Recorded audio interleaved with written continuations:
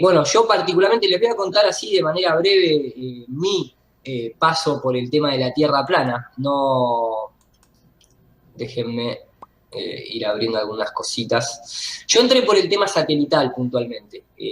Entré por el hecho de ver que los satélites, en esa nota periodística, se hablaba de que los satélites no estaban orbitando alrededor de la Tierra. Y, y la verdad que me llamó mucho la atención, no tenía, no estaba enterado que existían estas tecnologías, incluso estos, por ejemplo, que les estoy mostrando son imágenes oficiales de la NASA, y tiene un lindo cartel atrás, porque en inglés dice Scientists do it on balloons, o sea, los científicos lo hacemos con globos. Y lo que ustedes están viendo acá es un aparato satelital, de los que muchas veces se muestran de manera oficial como pertenecientes a un lanzamiento en un cohete. Déjenme que se los voy mostrando. O sea, fíjense, esto lo vienen haciendo de la década de los 60, ¿no es cierto? Pero fíjense los tamaños de los, entre comillas, satélites que se tiran. Y han estado ahí siempre. Después viene el show de la NASA. Discúlpenme la desprolijidad, estoy tratando de encontrar acá un par de... Les quiero mostrar bien para que vean de lo que estamos hablando, ¿no? Incluso también se caen, obviamente, no es solamente que quedan ahí arriba. Eh, Déjenme que voy a hacerlo de esta manera. Eh, a ver, acá vemos.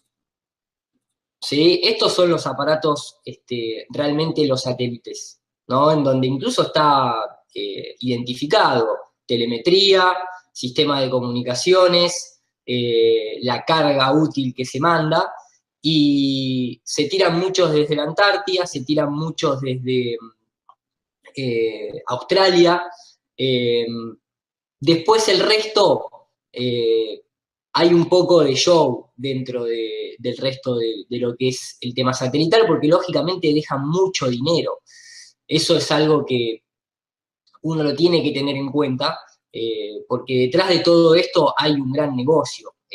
La tecnología aeroespacial es un poco el nuevo mercado que abre oportunidades a enriquecerse, sobre todo cuando hablamos de países de primer mundo con respecto a países de tercer mundo. A nosotros nos venden la soberanía satelital. Argentina, de hecho, tuvo en varias oportunidades el lanzamiento de el ARSAT 1 y el ARSAT 2, en donde lo paga el pueblo. O sea, la realidad es esa, no es que son compañías privadas o emprendimientos privados. Cuando se habla de soberanía satelital, lo paga el pueblo.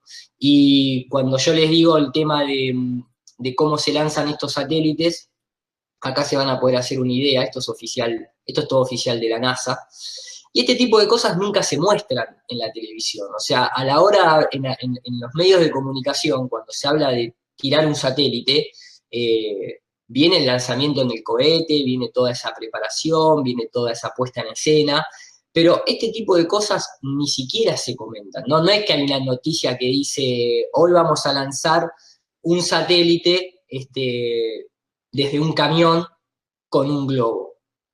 ¿Por qué? Porque la idea es que la gente ni siquiera sospeche de que tal vez, porque obviamente la narrativa oficial va a ser, no, bueno, pero estos son una clase de satélites y los que nosotros lanzamos con cohetes son otra clase de satélites, porque tienen que ser satélites geoestacionarios que vayan a 36.000 kilómetros de distancia para que se queden en ese punto Lorenz dándole vueltas a la Tierra y toda una cuestión tecnicista que marea, lógicamente, pero este tipo de lanzamientos son constantes, o sea, de manera diaria, básicamente. No es que esto se hace una vez cada 5 años.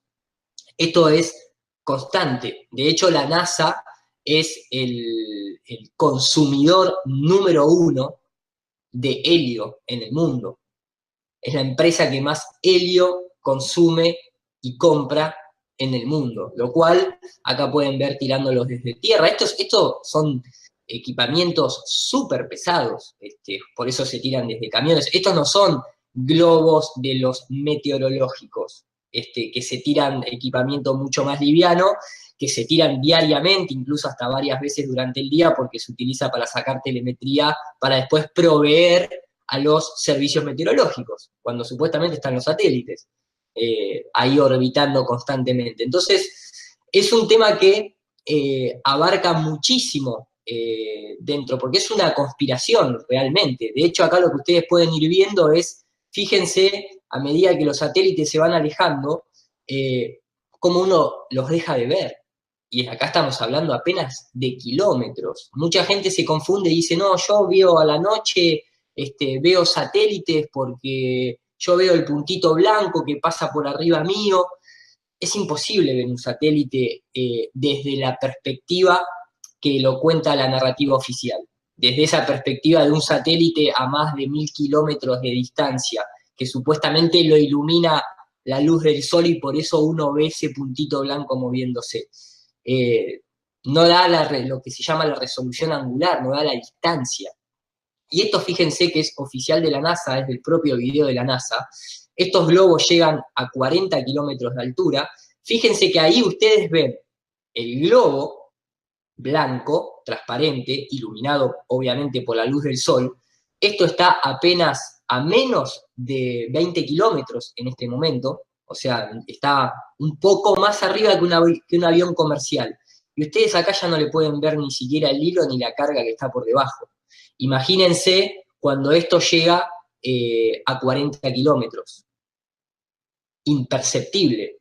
Acá, esto no sé si se llega a ver por la calidad tal vez del video, pero este puntito que está ahí abajo, ese puntito que está ahí, en realidad es eso que ustedes ven acá.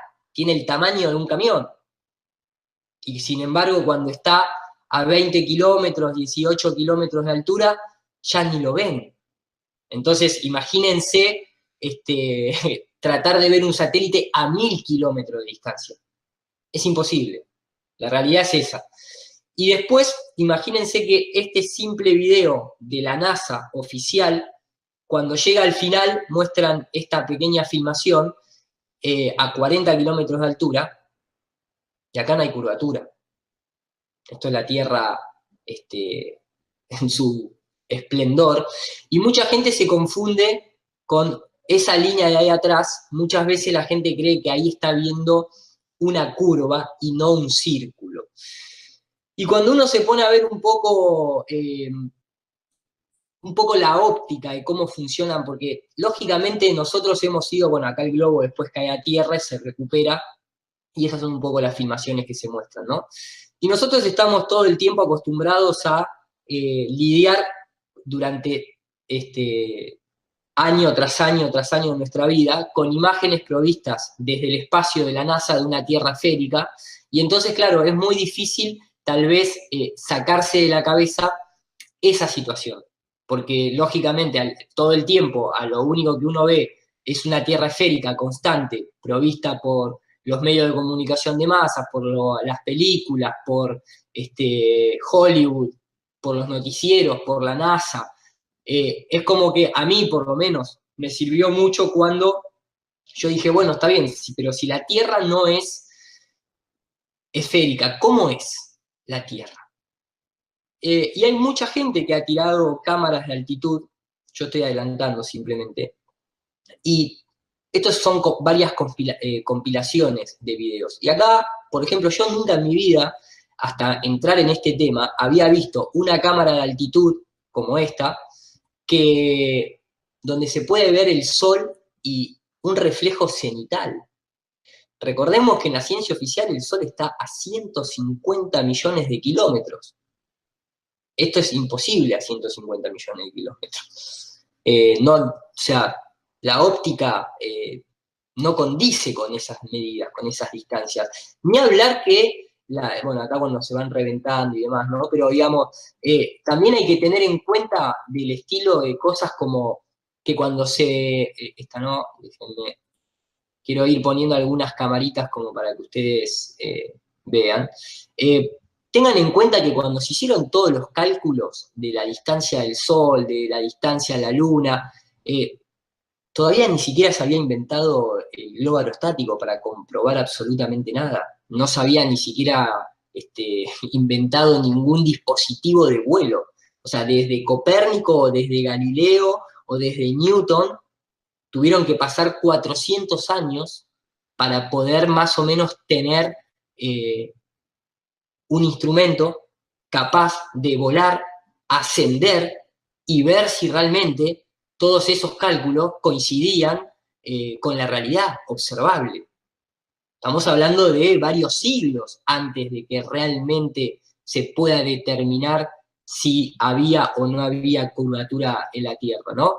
Y obviamente nosotros hoy en día lidiamos mucho con esto, lidiamos mucho con efectos de cámara ojo de pez, en donde mucha gente que tal vez no está metida en el tema, no sabe muy bien lo que está viendo, si realmente a esa altura se debería ver de esta manera, o de esta, o de esta, o de esta, o de esta.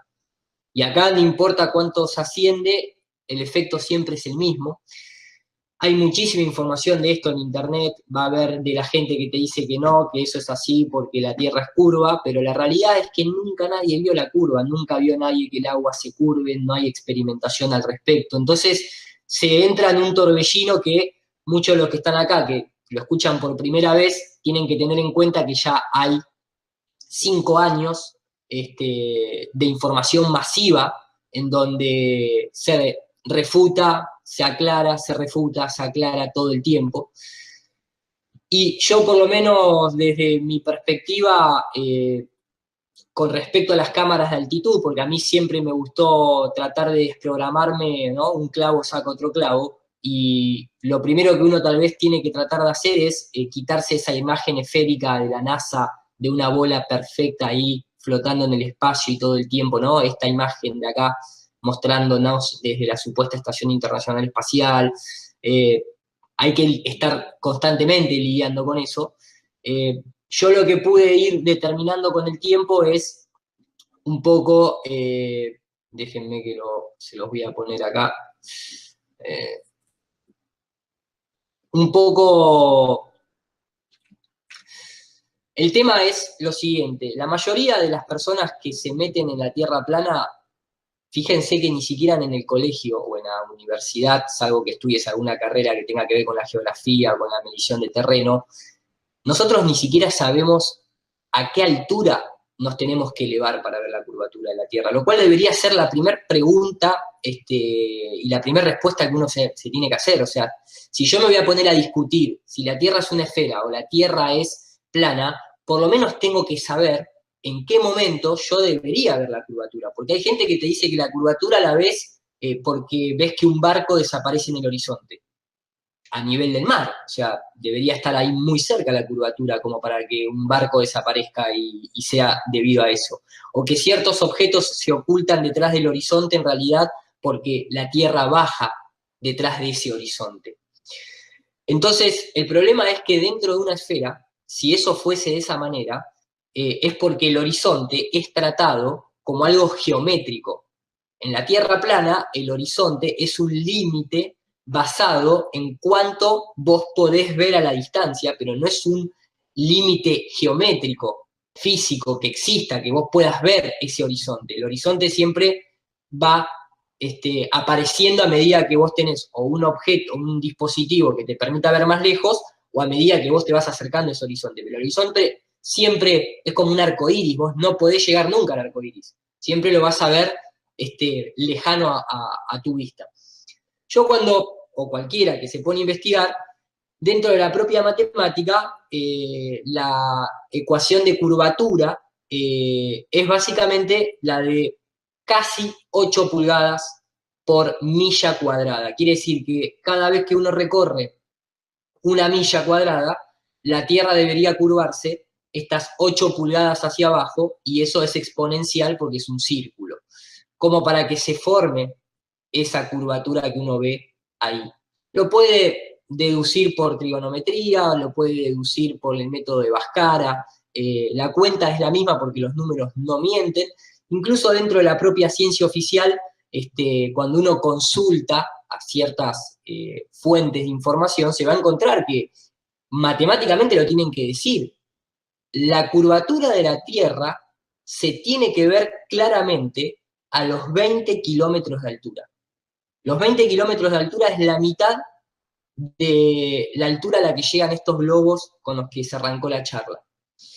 Esta imagen que ustedes ven acá, que está hecha en AutoCAD, por una persona que se dedicaba a la parte de ingeniería civil, digamos, la parte magenta es la curvatura que se debería ver en esta situación, en esta cámara, a esta altitud. Y como ustedes ven, el horizonte siempre está a nivel. Entonces, cuando uno va viendo estas compilaciones de cámaras que llegan al doble de la medida oficial, siempre se va a encontrar con la misma situación, se va a encontrar con una fuente de luz muy cercana, se va a encontrar con un horizonte recto, y se va a encontrar con una situación de que no se puede ver más lejos porque no da la resolución del dispositivo.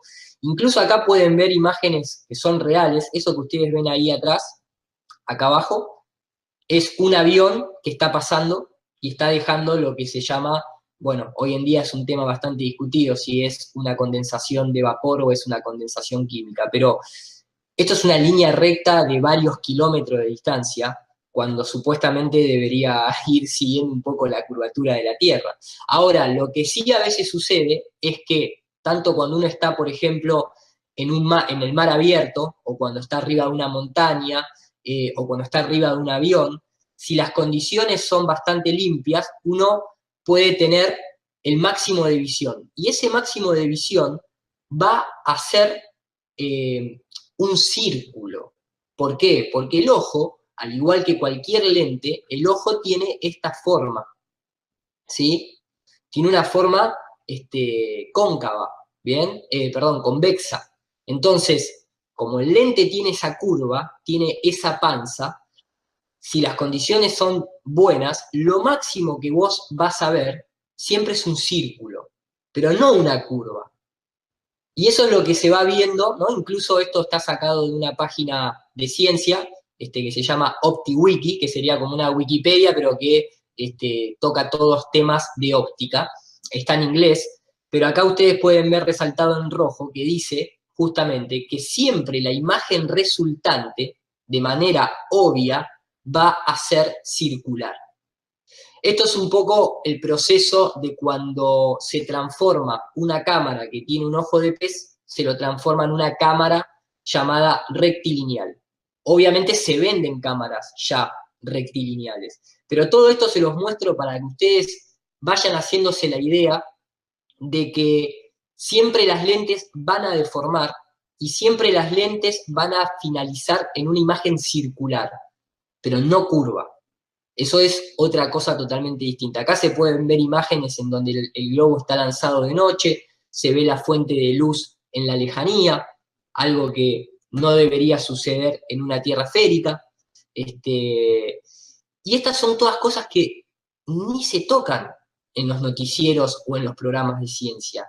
Nadie va a prender la televisión y se va a encontrar con History Channel o con Discovery Channel mostrando nada de todo esto.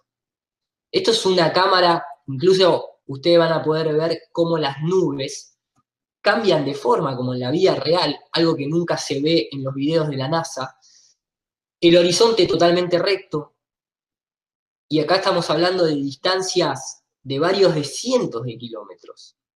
Entonces, acá son, por lo menos, en estos varios años de que hay mucha gente ya metida en este asunto, la verdad que la recopilación de información que hay es muchísima.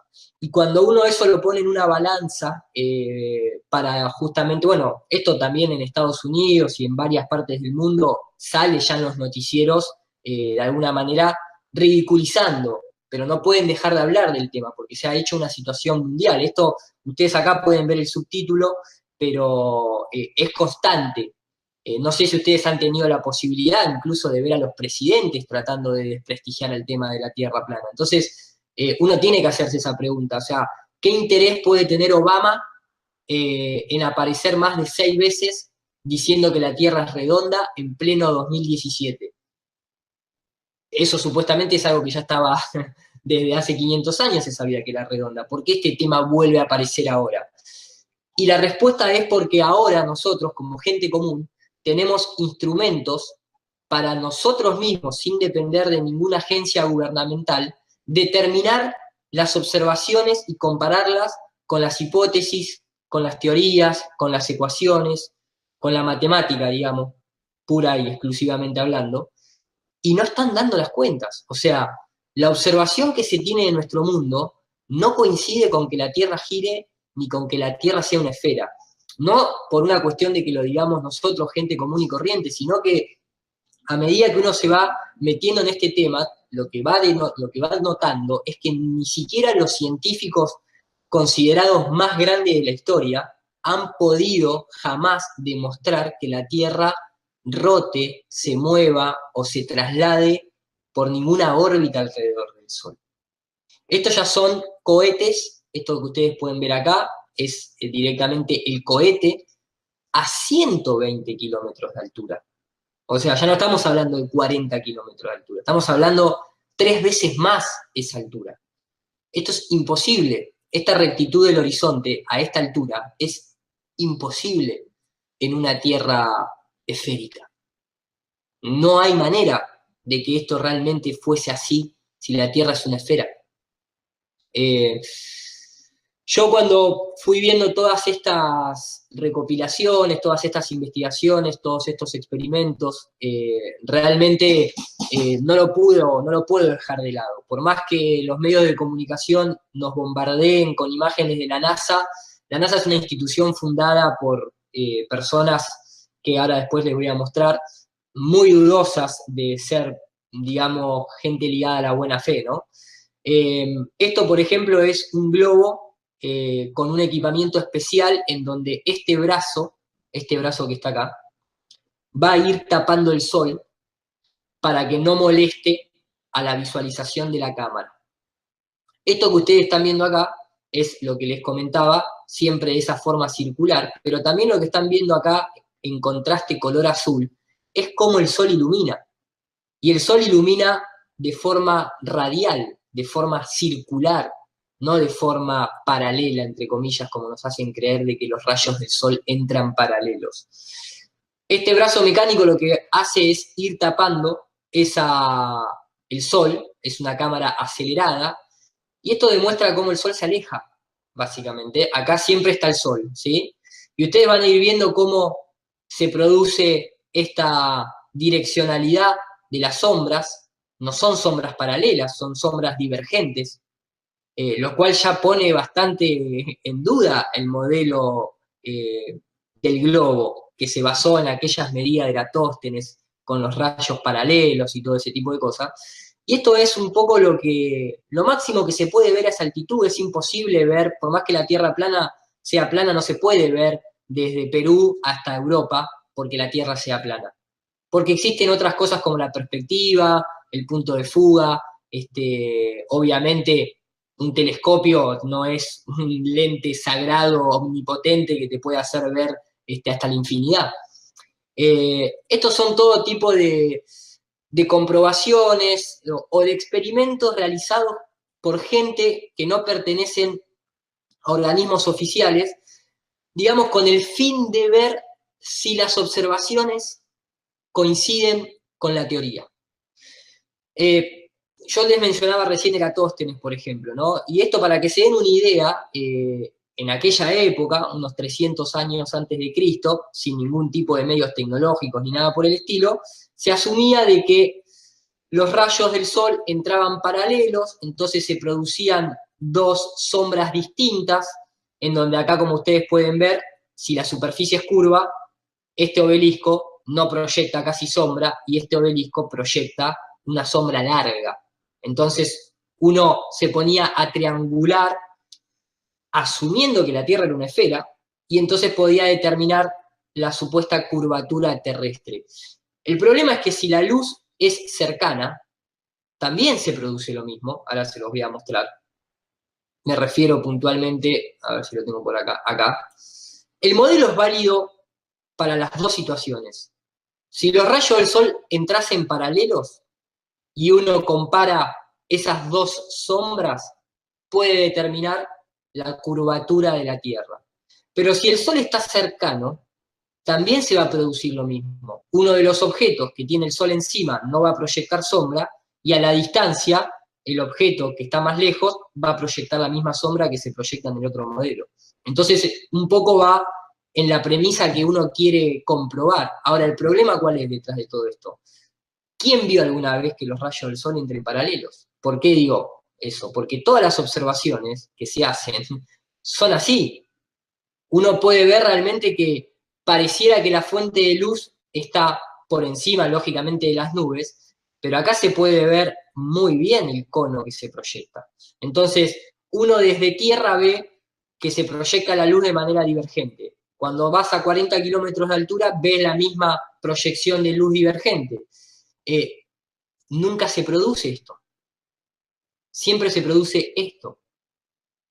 Estos rayos así no se ven nunca. Ahora, ¿cómo comprobábamos todo esto? Hace apenas 100 años atrás nada más. Si hace 100 años atrás más de la mitad de la población era analfabeta o no tenía ni siquiera los medios para ir a la educación que quisiera. 100 años atrás estoy hablando nada más. Entonces, esto es un poco de lo que les hablaba. Acá el punto es, yo con la medición de las sombras puedo determinar o la curvatura de la Tierra o puedo determinar la distancia al Sol. El experimento es el mismo, las cuentas son las mismas, la trigonometría es la misma, es simplemente la premisa que yo me pongo, que quiero de alguna manera descubrir. Ahora, en este dibujo que ustedes ven acá, los rayos del sol deberían entrar como están esas líneas amarillas, pero eso no se observa. Entonces, esto es una fantasía, porque la realidad no se observa eso. Incluso más fantasía todavía es que si uno se pone a indagar y uno dice, está bien, bueno, pero ¿cómo hizo Eratóstenes 300 años antes de Cristo para determinar la distancia entre este obelisco y este obelisco? Que en realidad fue un pozo de agua, ¿no? Pero no importa.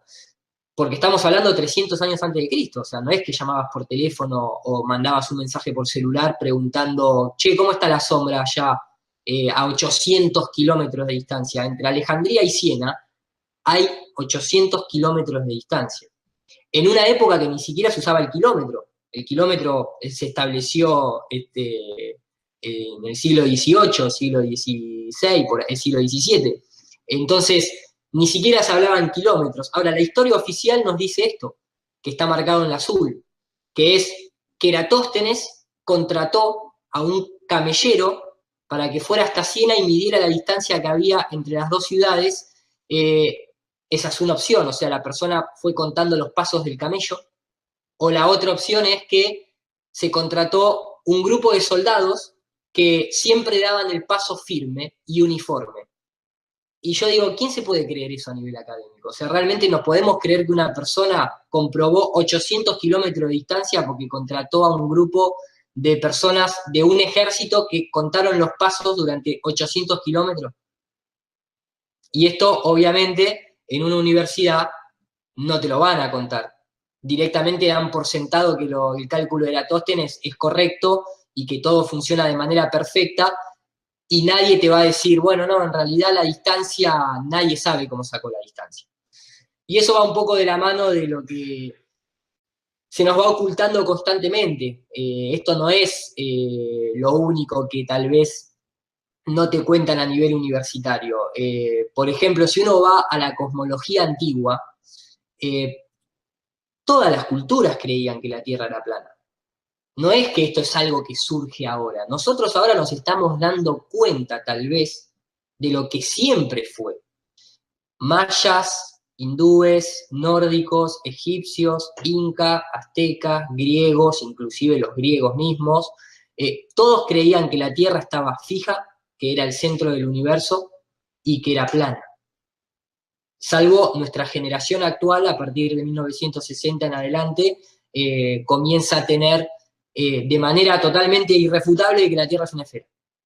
pero la realidad es que siempre fue plana. Incluso mucha gente se ríe porque cuando uno se pone a hablar de la Tierra plana, lo primero que te dicen es, ¿y qué? Hay una tortuga abajo y está sostenida por elefantes. Y ese tipo de comentarios marcan una gran, digamos, ignorancia en el tema. Primero porque la cosmología de la tortuga y los elefantes es nada más que de origen hindú. Las demás culturas, como ustedes ven acá, la inca o los mayas o los nórdicos, no ponen tortugas abajo, de hecho ponen un gran árbol abajo.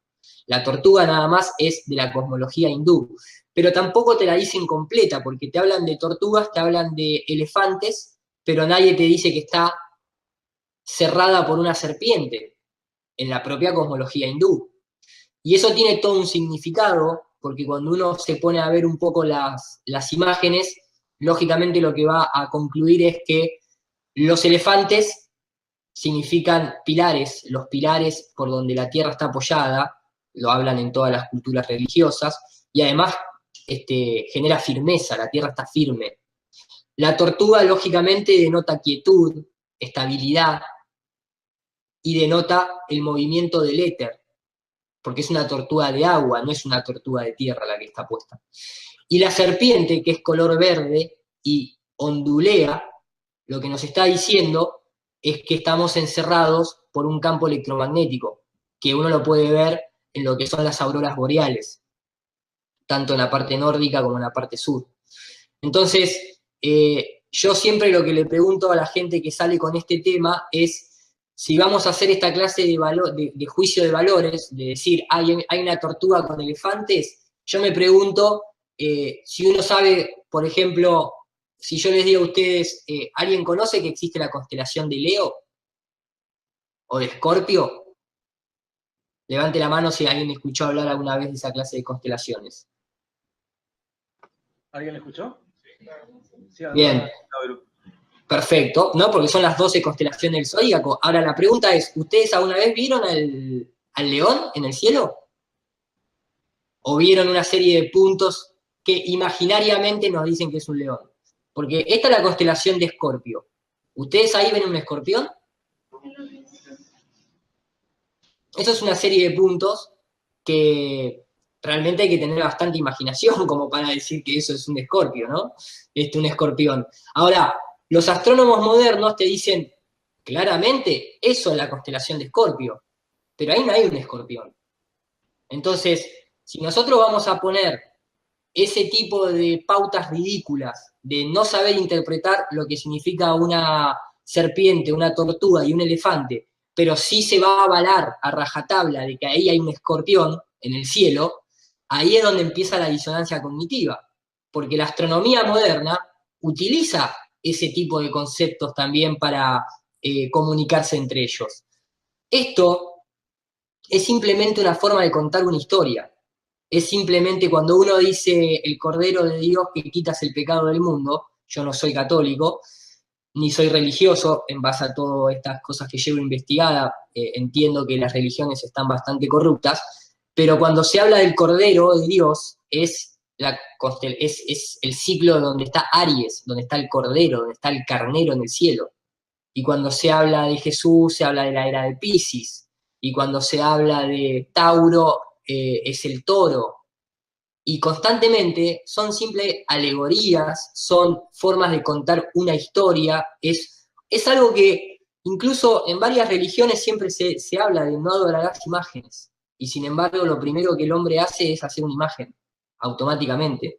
Y cuando uno tal vez mira el cielo, no solamente cuando mira el cielo, incluso también cuando tal vez habla de los días, incluso de la semana, uno no se da cuenta que constantemente estamos invocando dioses creados. Cuando uno habla de los días de la semana, déjenme que se los muestro acá, son los mismos dioses paganos que se adoran desde que Roma existe. Sunday es el día del sol, Saturday, que es el sábado, es el día de Saturno, Venus es el viernes, Júpiter el jueves, Mercurio el miércoles, martes Tuesday hace obviamente invocación a Marte de forma directa, y los lunes es el día de la luna. Entonces, todo este tipo de situaciones hay que contemplarlas, porque incluso hay un gran banquero bastante corrupto, que fue uno de los principales en desprestigiar y hundir a Tesla, a Nikola Tesla, que hoy en día siguen operando como cualquier persona en las situaciones bancarias, ¿no? Que es la familia de los JP Morgan. Y los JP Morgan tienen una frase que dice justamente: los millonarios no usan la astrología, pero los billonarios sí. ¿Por qué? Porque todas esas familias, todas esas élites utilizan la astrología, porque es la única manera de entender por qué hay ciertas energías que benefician en determinado momento a el plano en general, no al ser humano solamente, sino, digamos, nosotros cuando vemos las constelaciones tienen una finalidad, que es orientarnos. Uno puede utilizarlas, por ejemplo, cuando navega en el mar, para orientarse en el mar, pero también la astrología te puede orientar a nivel espiritual, por eso una carta natal es muy positiva cuando te la hacen bien, porque te orienta en tu encarnación, en lo que viniste a hacer en esta encarnación puntualmente, y obviamente también te orienta, por ejemplo, cuándo cosechar, cuándo cultivar. Entonces, esas son señales en el cielo que están hechas para marcar ciclos. El sol que se mueve marca el día y la noche, la luna, las estrellas, el firmamento. Esas son cosas que tienen una utilidad real. Pero esa utilidad real no es nombrar las estrellas, porque la palabra astronomía es el nombramiento de las estrellas y astrología es el estudio de las estrellas. La NASA hoy en día lo único que hace es nombrar las estrellas y decir, ahí está tal estrella, ahí está tal otra, ahí está tal otra. ¿Qué hacemos con eso? O sea, hay millones de estrellas, ¿qué le vas a poner un nombre a todas? O sea, si siempre vemos las mismas, y las que tienen influencia son las que desde la antigüedad misma se vienen estudiando. Entonces, digamos que el tema es un tema muy abarcativo, involucra muchísimo, pero hoy en día lo que nosotros, por lo menos a mí lo que siempre me gusta ver es el hecho de que a nosotros nos han metido a darle vueltas a un sol que no es de alguna manera nuestro sol. Que nosotros nos hayan dicho que le damos la vuelta al sol, cuando todos los días todos nuestros sentidos nos van a decir lo contrario. O sea, acá no hay ninguna persona que haya visto ni que el sol ni que la luna sean de distinto tamaño, y ninguno de nosotros puede determinar si nosotros le damos la vuelta al sol o es al revés, pero la realidad es que si uno levanta la cabeza, lo que va a ver es que se mueve lo que está arriba, y nosotros abajo estamos quietos. Después uno puede creer en la teoría de la relatividad y creer que en realidad es al revés, pero ni siquiera ellos lo pueden comprobar. Entonces, cuando a nosotros nos dicen simbólicamente que le damos la vuelta al sol, lo que nos están diciendo simbólicamente es que nosotros le damos la vuelta al Dios con el que ellos operan, que en este caso, al igual que en todas las demás religiones, siempre es el mismo Dios solar. Es un culto solar. Lo pueden ver en la iglesia, tal vez en la religión católica es lo más evidente de todo, porque es la religión dominante y es la que creó el heliocentrismo. Pero en otras culturas, en otras religiones, también se puede ver constantemente una adoración al dios solar. Lo que pasa es que muchas culturas chamánicas, sobre todo de lo que es Sudamérica y Latinoamérica, tenían una jerarquía un poco más equitativa, o sea, no era que adoraban al sol, sino que adoraban al sol, pero también adoraban a la luna y también adoraban a la tierra, y de hecho, esta imagen que yo les estoy mostrando, esto es luciferismo y satanismo a la máxima expresión. ¿Por qué? Porque en realidad es la tierra la madre de todos nosotros. O sea, si no existe la tierra, no existe el sol, no existe la luna, no existen las estrellas, no existe el agua, no existe nada de todo eso, si no existe la tierra. Lo que sucede es que el heliocentrismo, con la teoría del Big Bang, lo que te van a decir es que en realidad es todo al revés. En realidad primero existió el sol, y después vino la Tierra que se formó por la gravedad y se acumuló el polvo estelar y se terminó formando esto y salimos nosotros, sin ningún tipo de evidencia, sin ningún tipo de experimentación científica, ni comprobación científica, ni nada por el estilo. De hecho, la teoría del Big Bang, ¿cuántos de los que están acá saben quién creó la teoría del Big Bang? Levante la mano, por favor.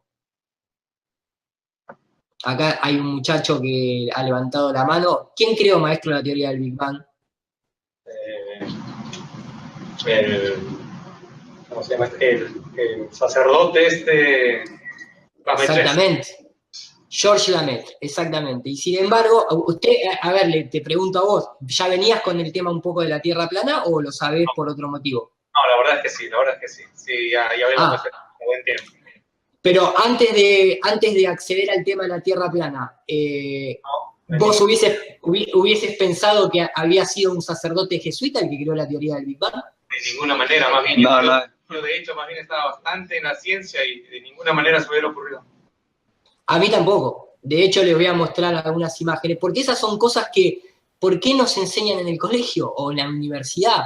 Obviamente que si estudias astrofísica, depende el profesor que te toca, te lo va a comentar por arriba, pero inmediatamente va a saltar a los nombres de las personas del siglo XX, de 1950 para adelante, y te va a empezar a nombrar a Hubble, y te va a empezar a nombrar a Stephen Hawking, y te van a nombrar a otros como supuestos autores o coautores de la teoría del Big Bang, pero la realidad es que la teoría del Big Bang fue creada por un jesuita. Ahora, ¿qué impacto psicológico podría tener en una institución como la ciencia, que supuestamente va en contra de la religión, si de golpe lo que vos estás estudiando te lo creó, te lo fabricó una persona que en realidad pertenece a la iglesia? ¿Cómo eso impactaría en tu cabeza si vos estás estudiando astrofísica o alguna carrera de ingeniería, o alguna carrera de física o de ciencia? Esta persona que está acá es un sacerdote jesuita llamado George Lamaitre, que fue el padre de la teoría del Big Bang, y no es casualidad que está al lado de Albert Einstein. Porque Albert Einstein, seguramente algunos no, pero muchos conocemos la historia de que era un farsante que trabajaba en una oficina de patentes, pero que después se encargó de demostrarle al mundo de que era un genio porque creó la teoría de la relatividad. Pero la realidad es que no, la realidad es que era un farsante que trabajaba en una oficina de patentes. De hecho la teoría de relatividad la presentó otra persona que ahora no recuerdo el nombre, y por eso Einstein y un sacerdote jesuita están compartiendo esta imagen, y no solamente esta imagen, sino que también uno puede ver incluso a Albert Einstein. Yo les nombraba recién a los JP Morgan, pero la realidad es que Albert Einstein también está al lado de los JP Morgan. Y noticias de esa época, en periódicos, tienen títulos como que la teoría de la relatividad es más de JP Morgan que de Albert Einstein, porque ¿quién creen que financiaba todo eso? Que Albert Einstein era, o ¿quién ustedes creen que financiaba los telescopios de Galileo? O las investigaciones de Newton en el año 1600. Que en esa época Galileo iba a ir a una ferretería o a una casa de óptica a comprarse los lentes. Eso se lo financiaba la iglesia. No es verdad que Galileo y la iglesia estaban en contra. De hecho, el que estaba en contra era el padre de Galileo, porque el padre de Galileo no quería que Galileo fuese un jesuita. Acá podemos ver otra foto oficial, original, de los encuentros de George Lamaitre con Albert Einstein. Acá podemos verlo incluso en la Agencia Espacial Europea, tiene su mural el jesuita George Lamaitre. Incluso el átomo, el famoso átomo, que nunca nadie vio jamás semejante partícula, es una teoría, la teoría del átomo, también fue propuesta o de alguna manera redireccionada por el mismo jesuita. Por eso creó la teoría del Big Bang. Y de hecho, mucha gente tal vez siempre se les dice que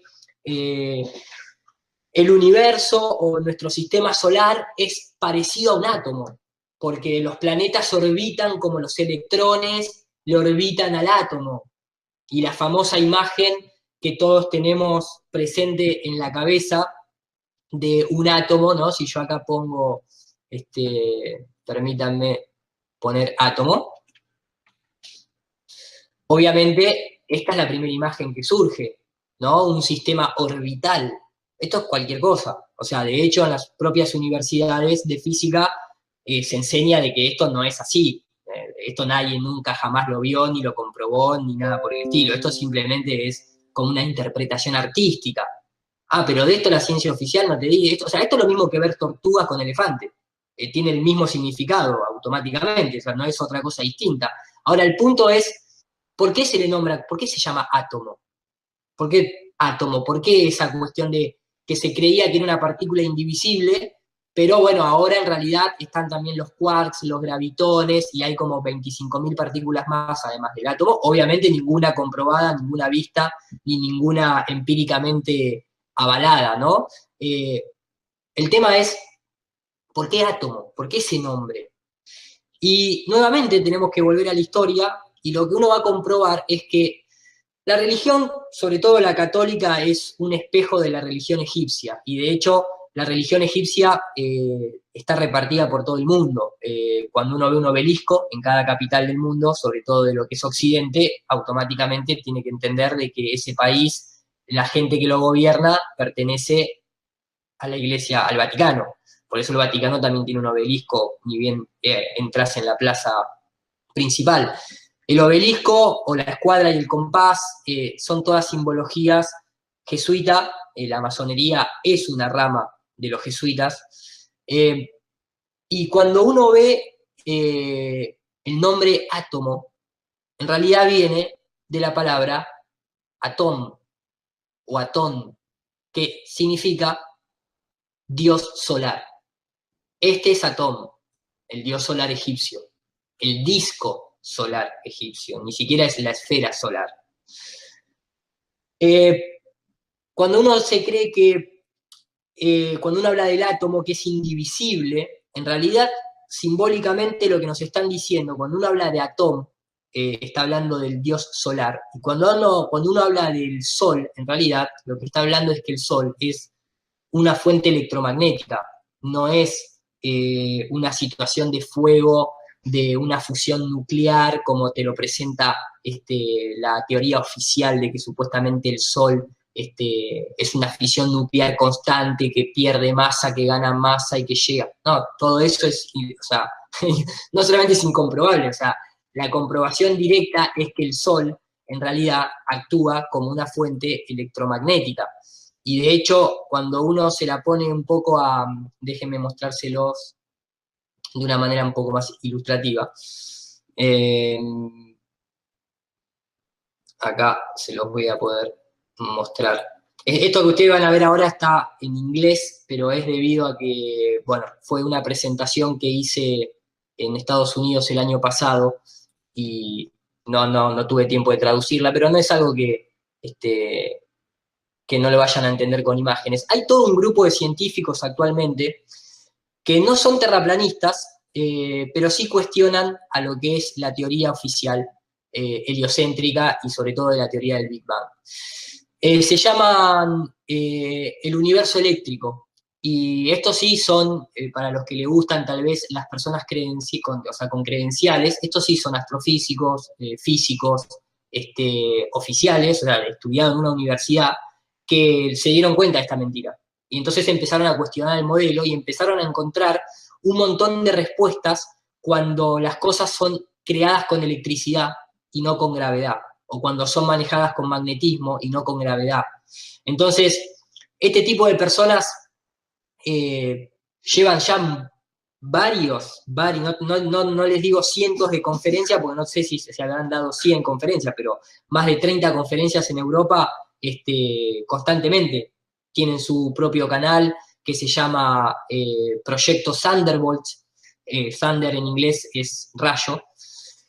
Y cuando uno se pone a comparar, por ejemplo, en el caso del Sol, déjenme que se los muestre acá. Si yo les pregunto a ustedes, ¿Qué hora del día es esa? ¿Qué hora dirían más o menos? Si quieren levanten la mano con el numerito. 6 de la mañana. 6 de la mañana. No. 12 del mediodía. Mediodía. Bueno, eso es un rayo. Es la noche, es plena noche. ¿Por qué les muestro esto? Porque esta luz de color azul y esta iluminación que ustedes ven acá es producto de un rayo eléctrico. Cuando ustedes ven el día, también tiene el mismo color azul, porque el sol es eléctrico, no ilumina por el fuego. Es más, la luz que da una combustión, digamos, fósil, para que se entienda, no tiene nada que ver con la luz que da una lamparita eléctrica. Y de hecho, si ustedes ponen plantas al lado de una fogata, no va a crecer ninguna planta, es más, se va a secar. Pero si ustedes ponen plantas al lado de una lamparita eléctrica, la planta crece, porque nosotros somos electricidad constantemente. De hecho, si un ser humano se muere, te reavivan con un electroshock, porque todo lo que está en este plano es eléctrico. De ahí es la simbología de Zeus, el dios del trueno. La creación viene por la electricidad, no viene por la gravedad. Entonces, cuando uno compara, por ejemplo, el Sol, esto que ustedes ven acá son imágenes astronómicas de universidades hechas con telescopios de gran alcance, y esto es lo que te dicen llamarada solar, pero la realidad es que más que una llamarada es un arco eléctrico eso, o por lo menos cuando uno lo compara, pareciera más un arco eléctrico que una llama del Sol. De hecho, nunca nadie vio una llama en el Sol. Cuando ustedes ven el Sol de forma, cuando uno va a la observación, el modelo es eléctrico. Constantemente todo refiere a un sistema como Nikola Tesla y como muchas otras personas de la ciencia siempre han descrito. Lo que pasa es que todo esto también involucra la presencia del éter. Y eso para la ciencia oficial es un gran problema, porque si existe el éter, entonces existe un marco de referencia en donde la Tierra tiene un lugar privilegiado y somos el centro de la creación. De hecho, acá se pueden ver, ¿no? La física oculta del éter, libros escritos por científicos que hablan de ello, y toda esta transmisión que se da por el aire, no es que se da solamente por el aire, en realidad se da por el éter. De hecho, hay muchas de estas cápsulas que están acá, que ustedes pueden ver un sol en miniatura, o esto, que es plasma, no hay presencia de aire, está en una cámara de vacío.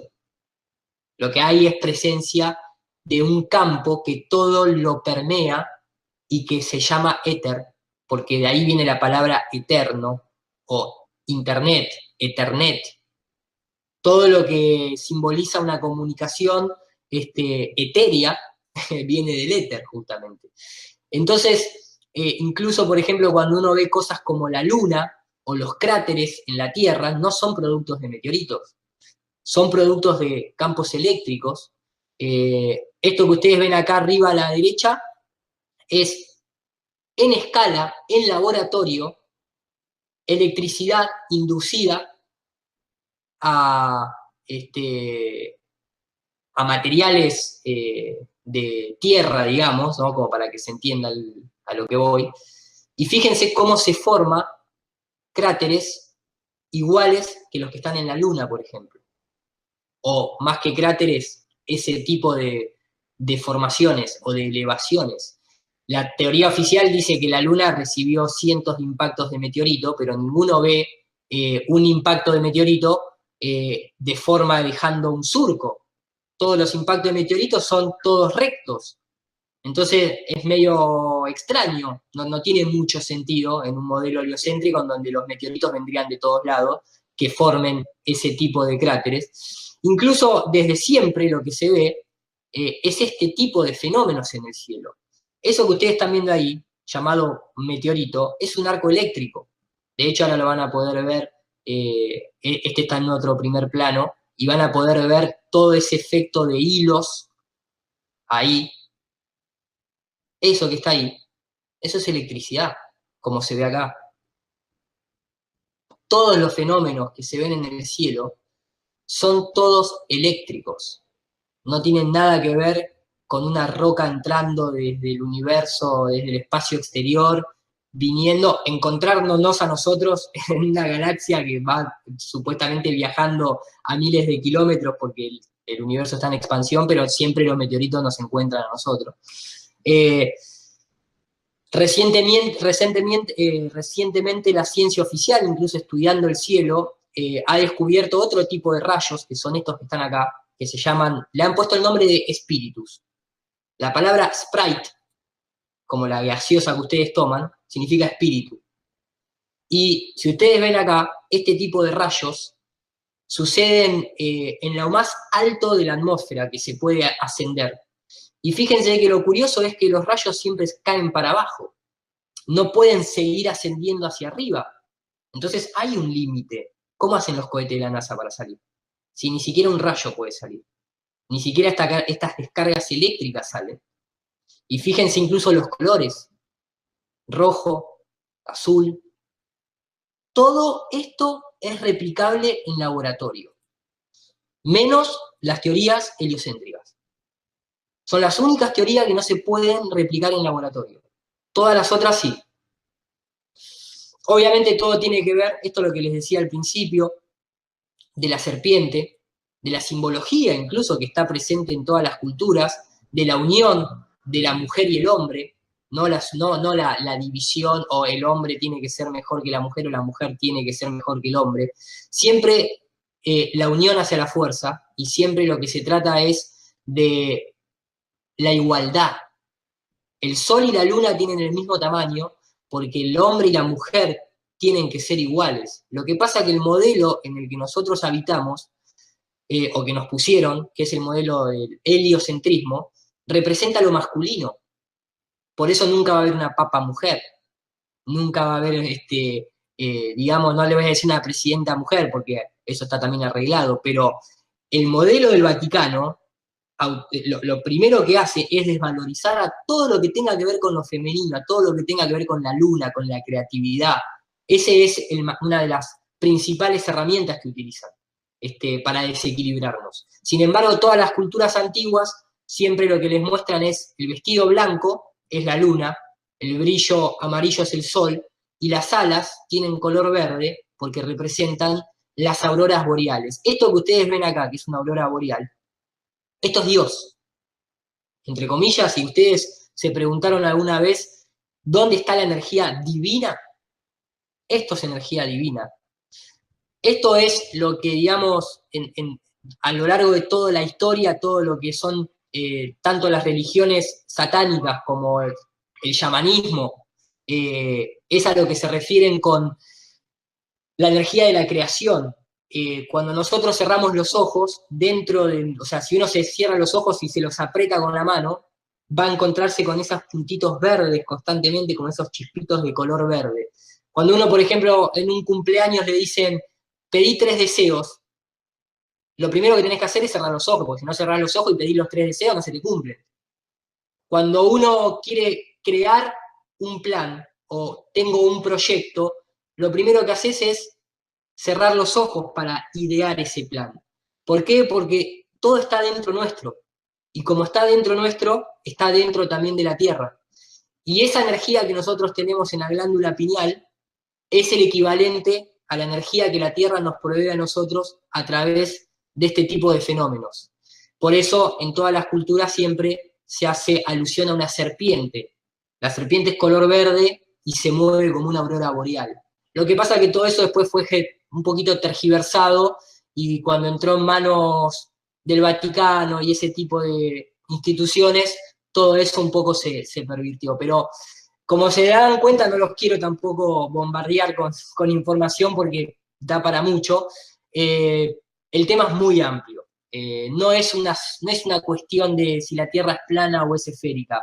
Es entender de que vivimos en un sistema de esclavitud total y que la principal herramienta que el sistema tiene para esclavizarnos es meternos en una bola giratoria y desvalorizarnos diciéndonos que somos un granito de arena en el medio de miles de millones de galaxias y que nadie sabe por qué estamos acá. Eso es un poco la generalidad del tema. Como ustedes, si ustedes están viendo acá, fíjense las diapositivas que van pasando, van desde cómo se fabrican las imágenes satelitales, la falsedad de la NASA, la mecánica de los fluidos como el tema del agua, quién creó la famosa luna que se mostró por televisión, la actualidad hoy en día del engaño de la estación espacial, cómo se crea esa falsa gravedad. Es un tema que realmente abarca muchísimo cómo funcionan los satélites, ya más o menos se los comenté al 3% de lo que realmente, de cómo realmente funcionan. Es un tema ya de 5 horas solamente explicar cómo funcionan las telecomunicaciones. Pero acá un poquito es la comparativa. Del lado izquierdo es el show, del lado derecho es la realidad. Eso es. Es más, ustedes tienen el Chasqui 1, si no me equivoco, ¿no? ¿Han festejado el lanzamiento del Chasqui 1? Sí, sí, sí. ¿Cuándo fue? Hace 2 años, creo, ¿no? ¿2 años? ¿El Chasqui 1? ¿El satélite que mandaron? El Chasqui 1. Sí. El Chasqui 1, ¿ustedes vieron cómo lo lanzaron, el Chasqui 1? Alguno levante la mano si alguno vio cómo se lanzó el Chasqui 1. ¿Alguien vio? Nadie. Nadie vio cómo se lanzó el Chasqui. Yo se lo voy a mostrar ahora, el Chasqui 1. Humala, el presidente que está en la cárcel ahorita. Está en la cárcel ahora el presidente. Dice, bueno, me imagino que esto debe tener algo que ver. Este es el Chasqui 1, gente. Universidad Nacional de Ingeniería. Obviamente no creo que las personas que pertenecen a esta universidad tal vez estén al tanto de todo esto, lo hacen de buena fe. Así les tiraron a ustedes, este es el Chasqui 1. Es un astronauta en una especie de fondo negro con una bola brillante ahí de fondo, que no se puede saber muy bien de qué es oficial de la NASA, ahí pueden ver el logo de la NASA. Y así, ese es el Chasqui 1 ahí, lo tiraron con la mano. Eso que está ahí es el Chasqui 1. ¿Ustedes creen que esto realmente es para respetar a estas instituciones? Y ahí estaba la gente viéndolo desde la universidad, obviamente, contenta, aplaudiendo y festejando. Pero lo estaban viendo en vivo. Le pusieron un satélite en órbita con la mano. O sea, Bravo. si yo realmente, viste, o sea, el costo de los satélites, ¿no? Ahí va, mirá. Vos decís, ¿y en qué momento se estabiliza eso? Porque, o sea, no tiene ni motores como para estabilizarse, o sea. Y ahí está ese es el Chasqui 1.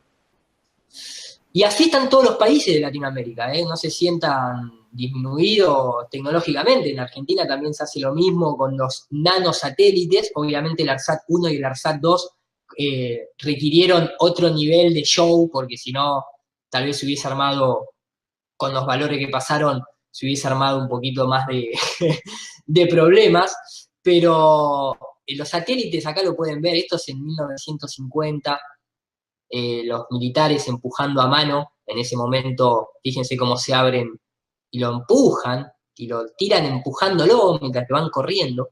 Lo único que cambió de 1950 al 2018 es que ahora lo hacen con un camión. Pero después viajaban con aviones y rescataban los satélites mientras que todavía estaban volando. En el 2018, o sea, 60 años de ingeniería y siguen tirando los satélites con globos. ¿Qué está pasando? Incluso algunos, como muestra acá el noticiero, por los vientos de gran potencia, ni siquiera pueden llegar a despegar. Fíjense cómo se lleva puesto todo lo que está ahí atrás, casi mata gente. Estamos hablando, esto tiene el tamaño de una camioneta. Volando a 80 kilómetros por hora, se va chocando todo.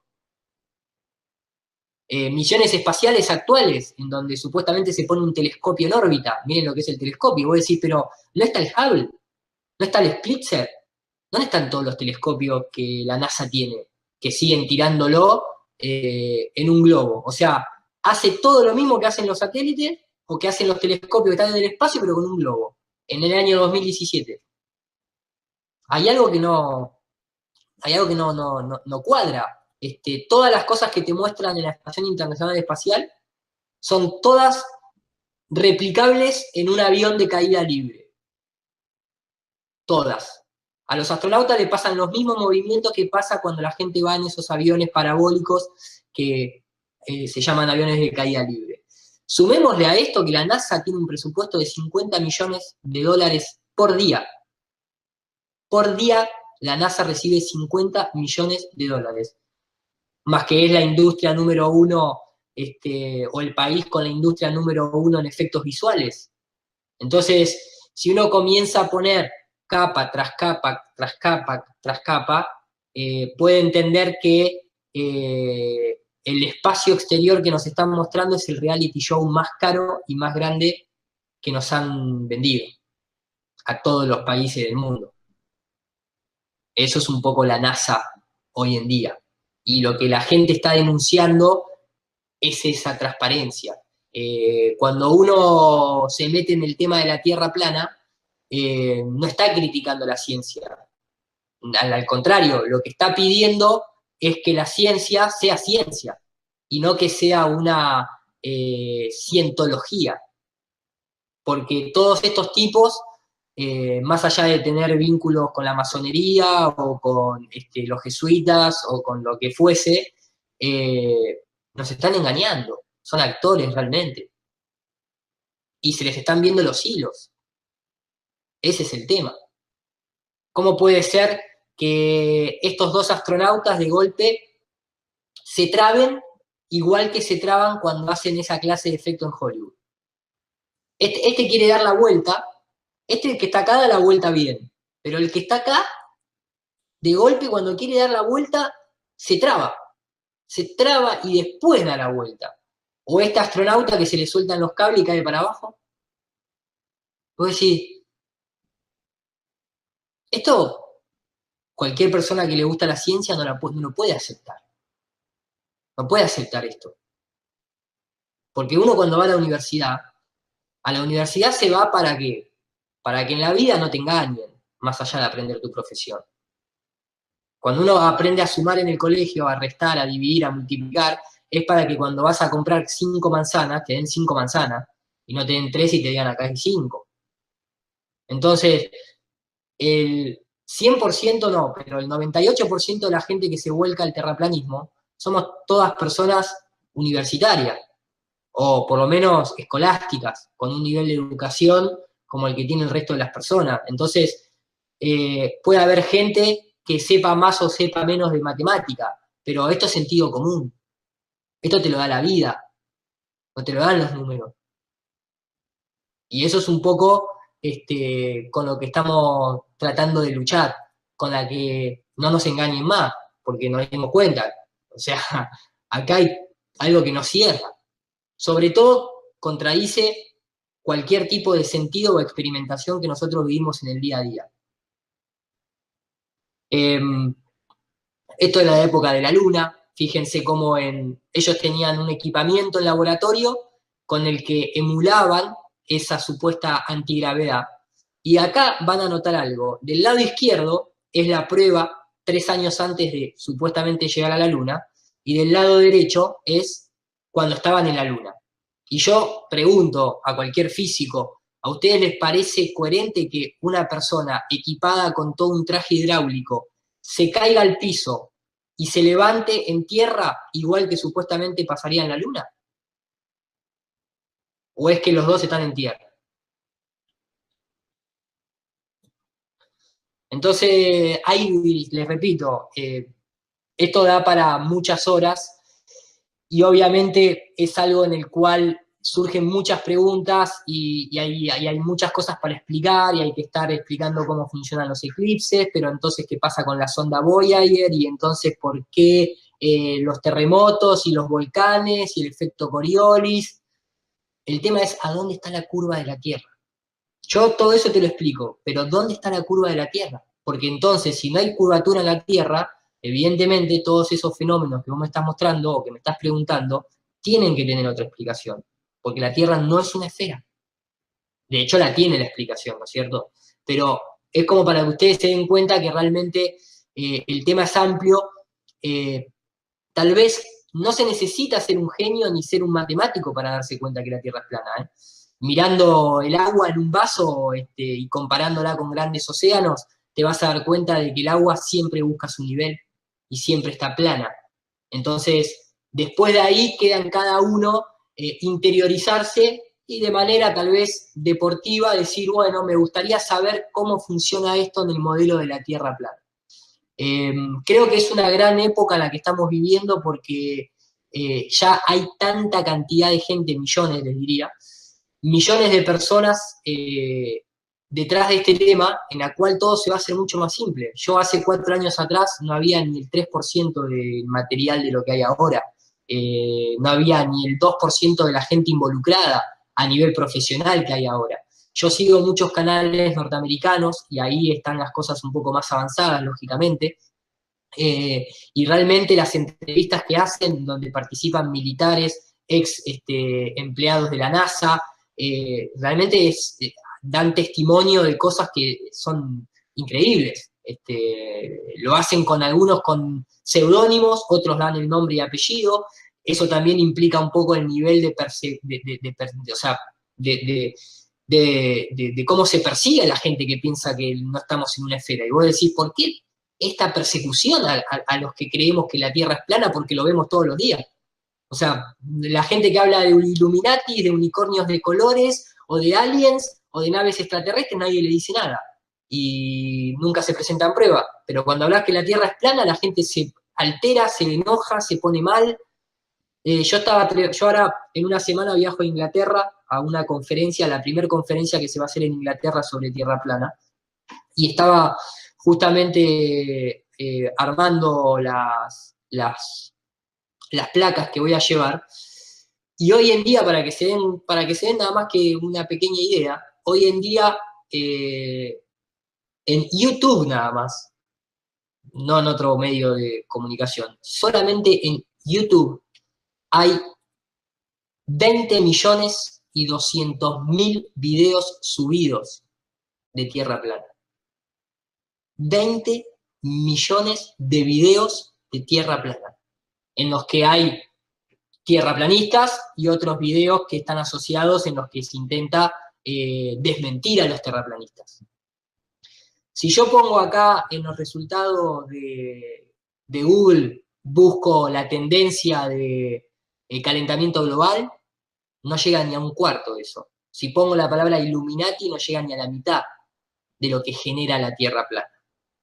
Entonces, son todos indicios, por lo menos para despertar la curiosidad e investigar cada uno. Siempre uno dice lo mismo, no le crean a nadie más que ustedes mismos, o sea, simplemente tomen esto como un puntapié inicial para indagar en el tema. No le crean a nadie, créanle a ustedes mismos, nada más que eso.